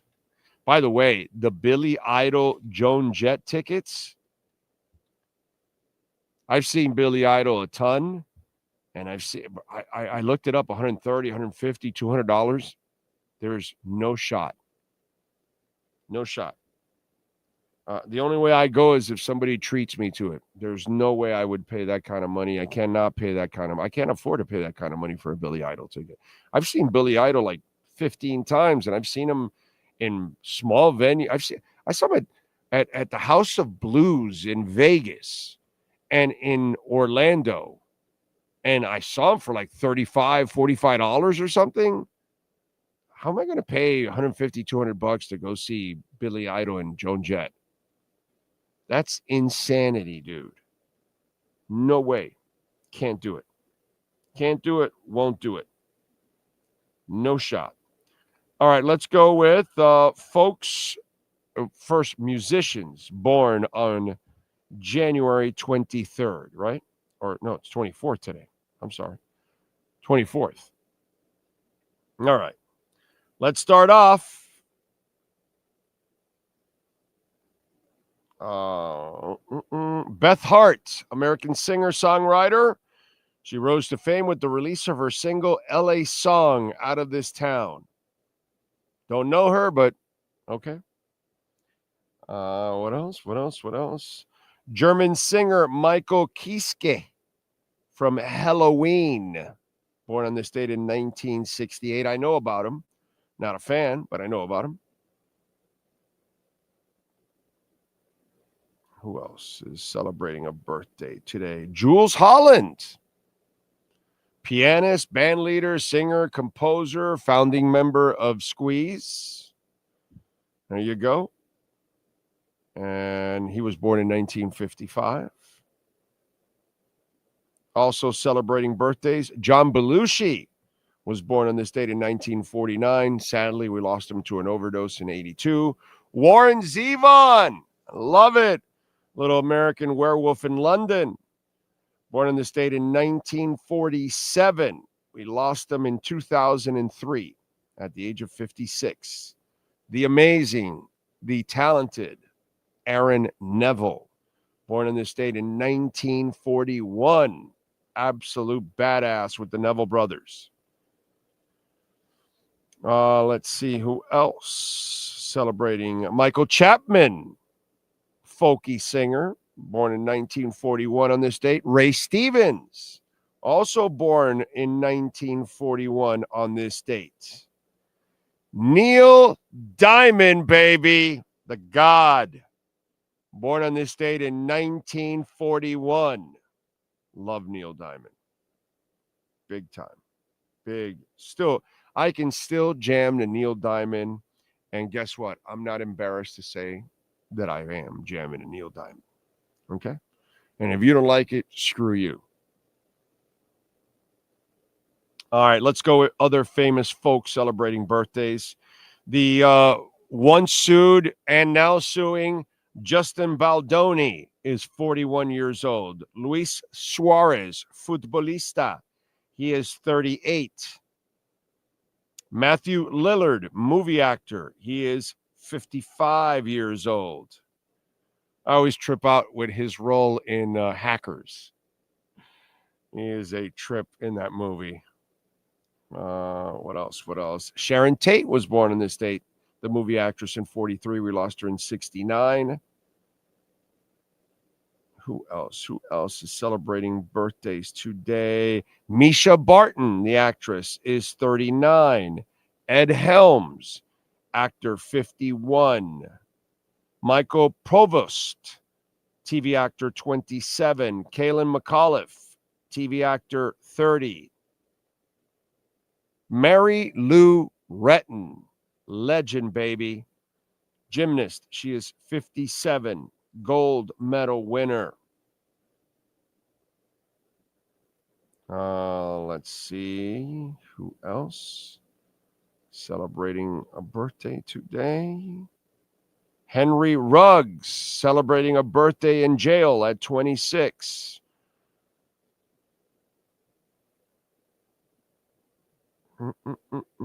And that is it. Sean Stanley, do you have any wrestlers celebrating birthdays today, sir? Yes, we do. Akira Maeda turned 66. The great Gary Hart was born on this date in 1942. Sadly, we lost him in 2008. Layla Gray, she turns 35. Mike Awesome was born on this date in 1965. We lost him in 2007. Vincent of the Righteous in AEW turns 39. And you either love this guy or you hate his guts. Vince Russo turned 64 today. Those are your birthdays for January 24th, 2025. Oh, that Beth Hart. Thank you. With Bonamassa. You know what? I've heard her. I've heard that song that you sent me now, Rajan. Thank you. Okay. I remember. I got to check out the other ones. I can't do it now because I'm on the show. Plus, if I hit play, somehow it'll get to this mic, and I'm sure YouTube will then, stick it to us. But I do remember the Joe Bonamassa one because I'm a Bonamassa guy. So I know that song, actually. Okay, thank you for enlightening me on Beth Hart. Thank you. Very cool. What else do we have? Oh, we got snowed in. Remember, our bar where we sat at, well, almost 2 feet of snow surrounding it. Can you imagine? Wow. That's torturous. And Florida's not ready for that, man. We're just not ready for those kind of things. You know? Yeah, I hope you guys are all right over there. Telling you, I can't wait to move closer to the equator. I just can't wait. What is the vote going at right now? 50 Five Guys and BurgerFi. How about that? 50-50 with Five Guys. All right. BurgerFi fries with the cheese dip. There you go. I just love their fries. The BurgerFi fries are so delicious. Oh my God, they're seasoned so well. Man, so good. So good.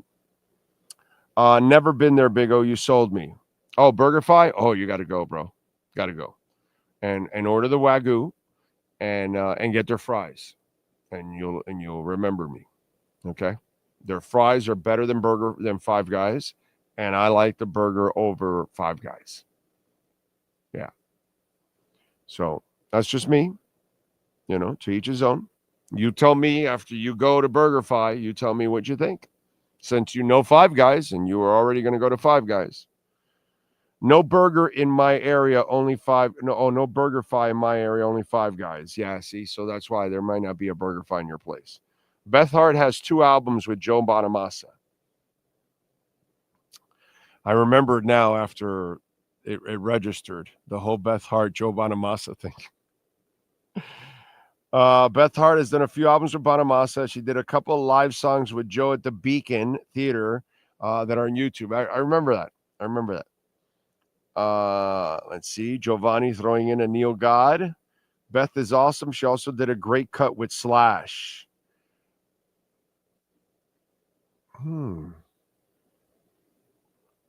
I may have seen that too now. You know what? I'm gonna refresh my Beth Hart stuff now. Today, when I get to relax later on in the evening, I'm gonna cruise around and educate myself there on Beth Hart. Big O for a Dolphins Super Bowl. You go see Wicked with Jimmy Johnson, Brian Flores, Adam Gase, and Mike McDaniel. Great bonding time for a Dolphins Super Bowl. Big O, AMP is amping, bro. On this day in 2008, Amy Winehouse entered into rehab to fight her drug addiction. Man, that woman was talented. Holy crap, she was talented. By the way, did we move up from the 106 range on Bitcoin? Went slightly down to 105,979. How's the market doing? What do we got going on? Ethereum is up 3%. XRP barely. Solana up 4%. Let's see. Anything really riding? Nothing really. I mean, there's some stuff. Aave. That's Trump has Aave. I don't have Aave, but he has Aave. He bought 4.7 million on Monday. So any of you that have Aave, good for you. Aave is going to pump. If the president has it, bro, you better buy it. A friend of mine bought Ethereum yesterday. Why? Because he found out that Trump owns 65 or 70 million, I think it is now, of Ethereum.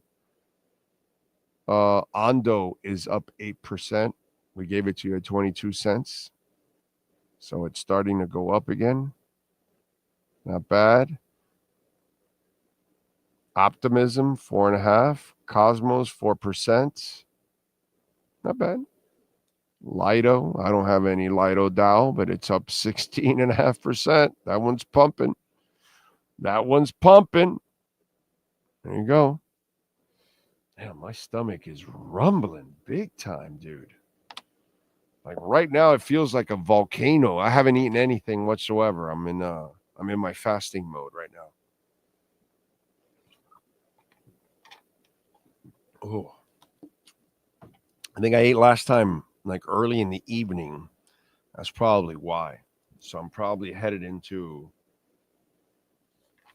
what is it? Right now it is almost noon. So I'm headed into, somewhere around 16 hours right now without eating. So that's probably why it's starting to rumble a little bit. Rumble in the jungle. What else? How great was PJ Brown during the Heat times? He was fun. And what a class act, by the way. So that's the one thing that absolute class was PJ Brown. A really, really good dude. So Shaquille O'Neal chose to defend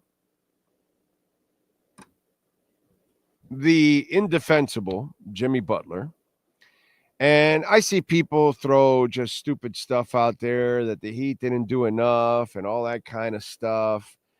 And to me, I get it that the Heat didn't get to trade for that star, but one of the reasons they didn't get to trade for that star is because Jimmy Butler wanted his buddy, wanted Kyle Lowry here, and that ruined it.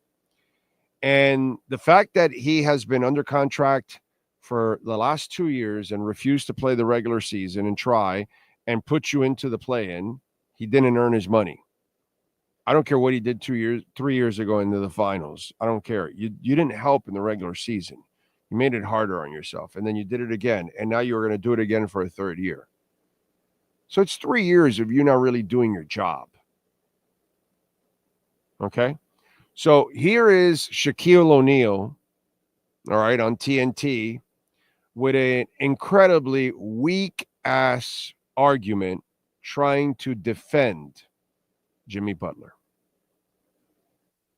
I just think in this situation, it's more about human nature. I know exactly how Jimmy feels. I've been in this situation many times.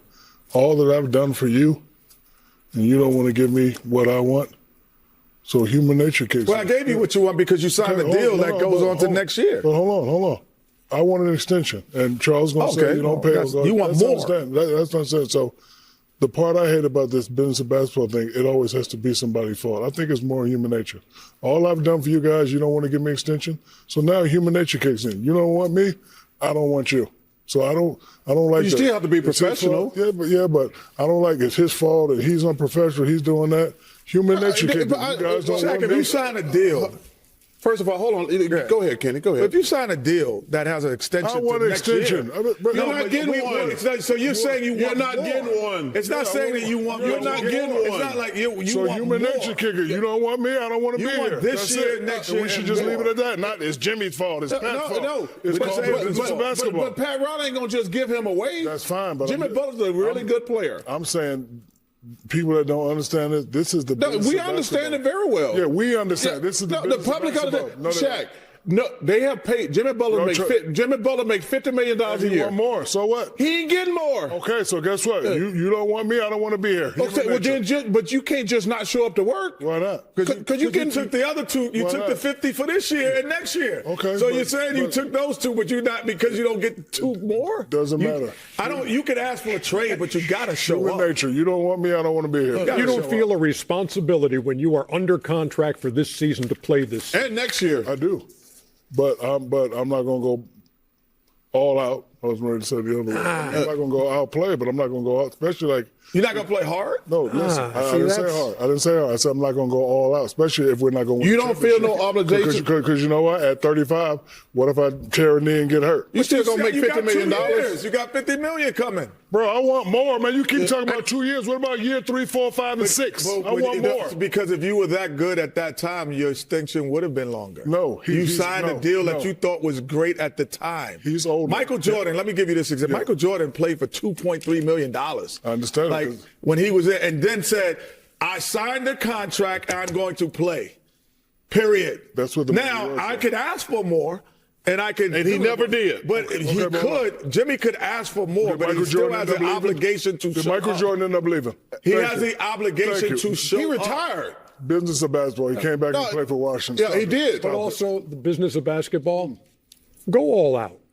Listen, Come on, go all out. You owe that. You owe that to your teammates. You owe that to the fans. You owe that to the franchise. No. You owe it to yourself. No, you owe it to your teammates more than That's what I said. You can get mad at the Miami Heat organization, but the fans of Miami and those guys in that locker room, they ain't got nothing to do with you wanting a contract extension.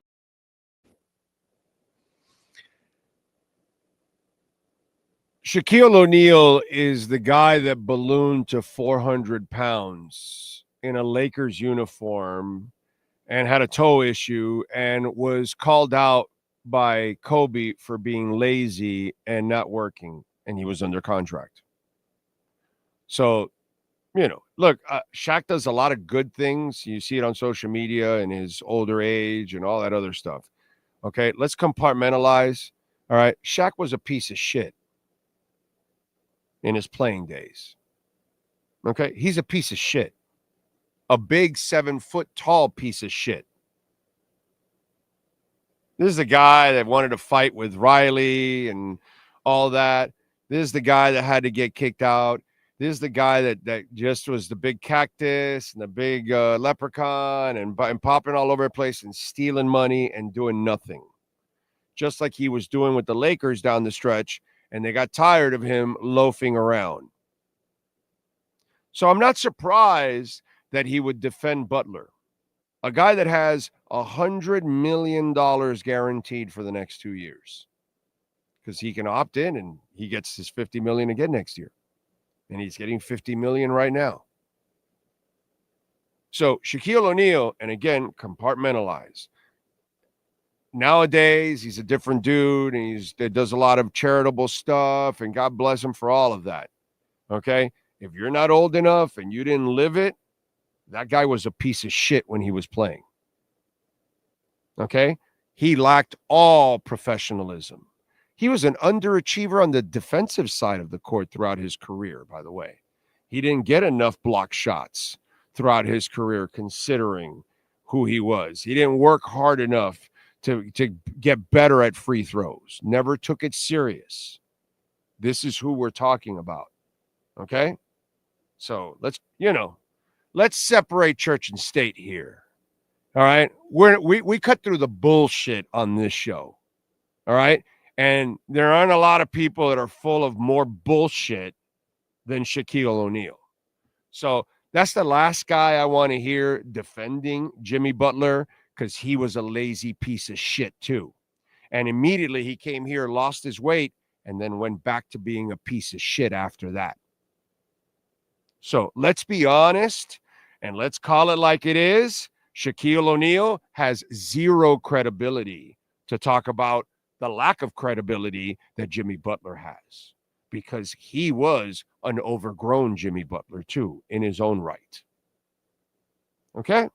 So since most people won't tell you this, most writers aren't going to write this, most talk show hosts aren't going to say it, I might as well be the one to say it and remind everybody what went on in Shaquille O'Neal's career. Okay? So, enough already with that one. So, wrong guy to even start to defend laziness when he's the fucking example of laziness. He dominated because he was supremely physically gifted, but it wasn't because he actually went out there and was always trying, okay? He was just too big, too strong. But if he really wanted to take it to the next level, he could have, and he didn't. He never was the defensive force that he could have been with that size and that athleticism. But that's all right. He let himself go several times and got fat, lazy, all that good stuff, and still full of shit. True Fin Fan, thank you, sir, for the love on the super chat. Give Shaq the biggest blind ass fan alert right now. Blind ass fan alert. Look out, everyone. We've got a blind ass fan coming through.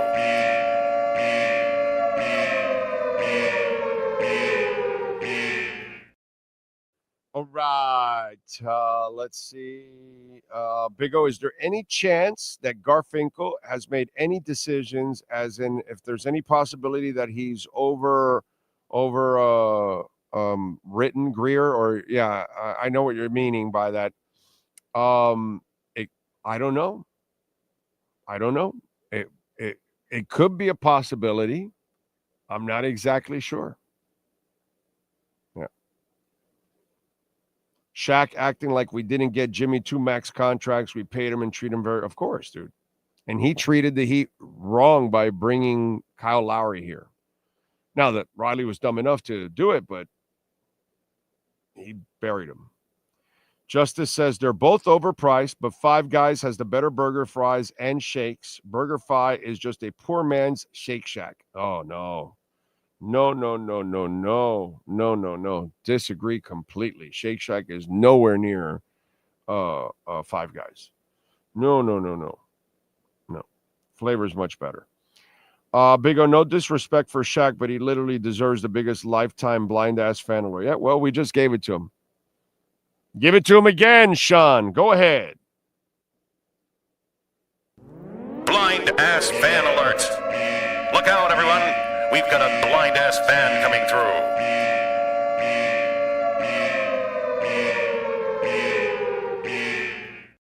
At 100 million to hoop ain't enough, Luis Benito. No, not for fat ass Shaq. Let's remember Shaq was the one who got rid of Van Gundy. Yeah. Anyway, Big O, my girlfriend's mom used to work for the Magic in the 90s. She said Shaq would purposely throw trash on the floor in the locker rooms and laugh while the employees picked it up. She hated him. Ian, I don't need to be told that, but thank you for adding that. I know he was a first-class asshole when he was playing. Okay? Like a first-class asshole. Major asshole. And lazy. As great as his career was, he underachieved, dude. Because he was just so supremely gifted, he didn't have to try nearly as hard. Lazy.